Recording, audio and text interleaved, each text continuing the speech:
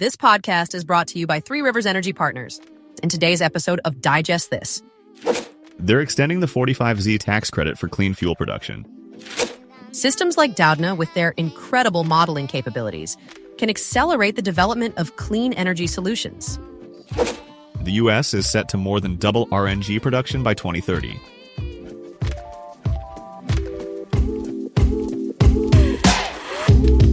Welcome to Digest This, Unpacking Our Sustainable Future, where we dive deep into the latest developments in sustainability and renewable energy.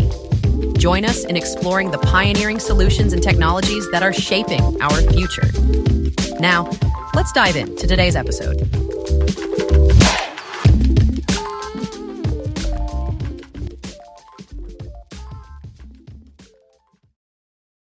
All right, so this new legislation, Emily, it's a big one. They're extending the 45Z tax credit for clean fuel production. This thing provides up to, $1.75 per gallon for sustainable aviation fuel? That's huge, especially for rural economies where biofuels are already a major player.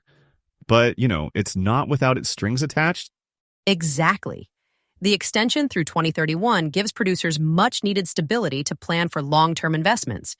But they've also added restrictions, like limiting eligibility to feedstocks grown in the U.S. and excluding indirect land use change metrics from emissions calculations. And, of course, the transferability of the credit after 2027 is off the table, which could really bottleneck smaller producers. Yeah, and that's kind of the kicker, right? That's right. Removing the transferability basically forces smaller producers, those who might not have taxable income to use the credit directly, to navigate more complex financing options. And that tends to favor larger, well-capitalized companies, which could edge out the smaller players that rural economies rely on. Right. And it's like, at what cost? I mean, sure, the aim might be to streamline who can take advantage of the credit. But in practice, it feels, like it undermines innovation where it's typically happening the most. Exactly. And they're not just tweaking the 45Z credit. The bill also proposes cutting back or outright ending other clean energy credits that were meant to promote things like hydrogen or home efficiency improvements. Accelerating the expiration of these incentives will reshape investment priorities across the energy sector. Yeah, the clean hydrogen credit, for example, what is it? Something like 60 cents per kilogram, yeah? That's real money for pioneering projects. And now they're fast-tracking its retirement to, 2025. It just seems... short-sighted? Exactly. It feels counterintuitive to scale back when clean hydrogen and even sustainable heating appliances are important for hitting net zero goals. And this isn't just about reducing emissions, but building resilient energy systems that work for communities. So, while the 45Z extension is a step forward, parts of this legislation seem to be pulling us in different directions. Yep. It's a patchwork. Some sectors get a boost, others are essentially told, good luck without us. And I think that's a ton of pressure being put on the wrong places in the energy chain. It's definitely a moment of mixed signals for the industry. The question now is whether policymakers can align incentives in a way that provides more equitable, long-term benefits. We'll have to wait and see how businesses adapt, or whether these swings just discourage meaningful progress. On the brighter side of government-related news, the DOE announced a new supercomputer powered by Dell and NVIDIA to speed scientific discovery. This DOE initiative with the new supercomputer, Doudna, it's not just about powering AI or analyzing particle collisions, it's also about putting the U.S. back on the map as the leader in scientific innovation. And, Emily, doesn't that sound like exactly what we've needed? Absolutely. The Doudna system is such a cutting-edge investment, not only in computing power, but in the infrastructure that supports it. In the DOE's press release, they mentioned that it will be connected to DOE experimental and observational facilities through the Energy Sciences Network, about Energy Sciences Network. This is the kind of backbone that's going to link researchers nationwide, letting them stream data seamlessly. We're talking about near real-time analysis of experiments from labs spread across the country. Right, and it's mind-blowing how integrated this whole setup is. You've got energy sciences, sustainability research, molecular dynamics. It's all connecting. And yeah, sure, it's boosting our competitive edge in the AI race, but there's also this environmental angle, right? Exactly. What's often overlooked when people think about supercomputers is how they can contribute to sustainability goals. Systems like Dodna, with their incredible modeling capabilities, can accelerate the development of clean energy solutions. Think wind patterns for wind turbines or even microreactors for more localized, safer nuclear energy production. It's all interconnected. These policies are driving us forward, giving researchers the tools to innovate, while also ensuring we're addressing urgent climate challenges. It's ambitious, but in a way, it has to be.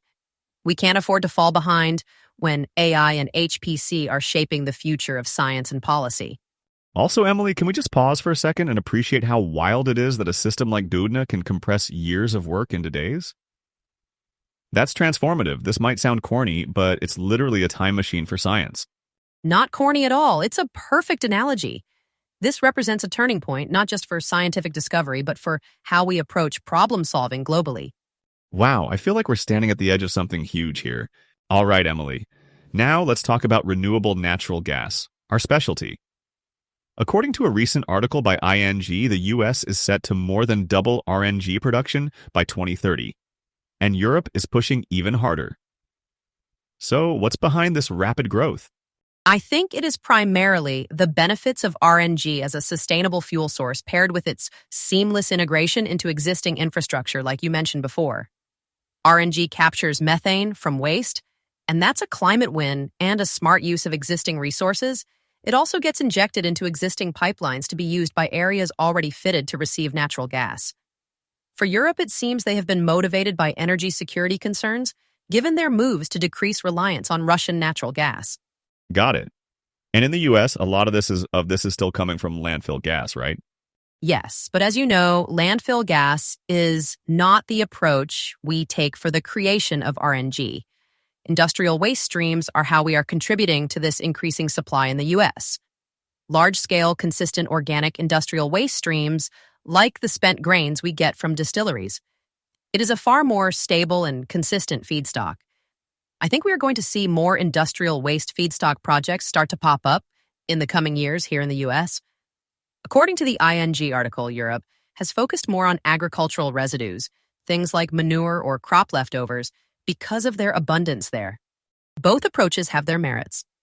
But here in the U.S., we hope to see continued support from policymakers. Yes, like California's low-carbon fuel standard. It's been huge for RNG adoption, especially in transportation.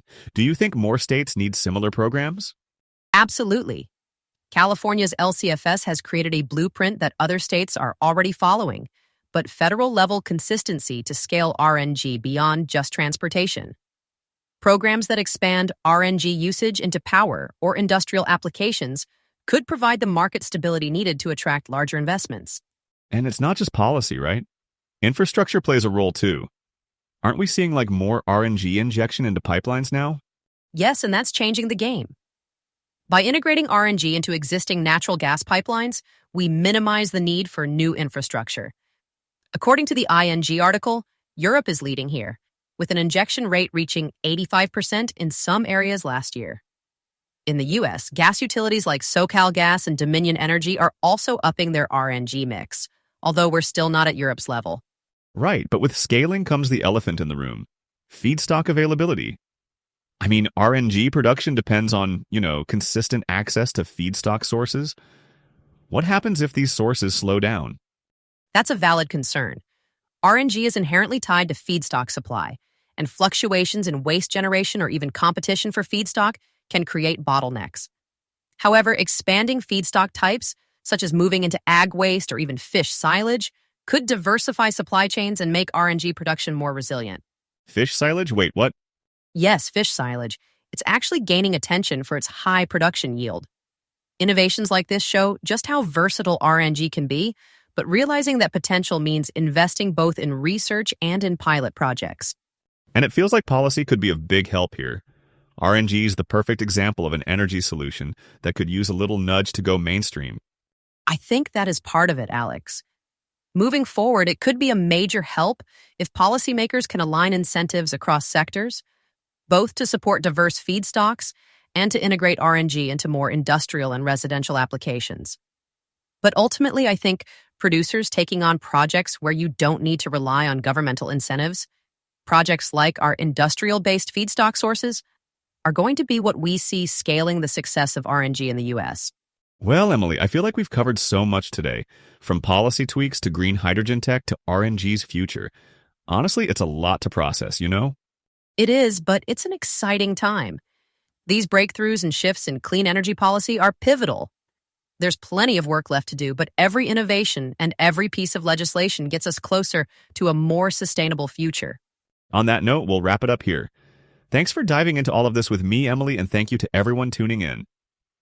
Let's keep the conversation going. As always, drop us your thoughts, and we'll see you next time. Thank you for listening to Digest This, Unpacking Our Sustainable Future, a Three Rivers Energy Partners podcast.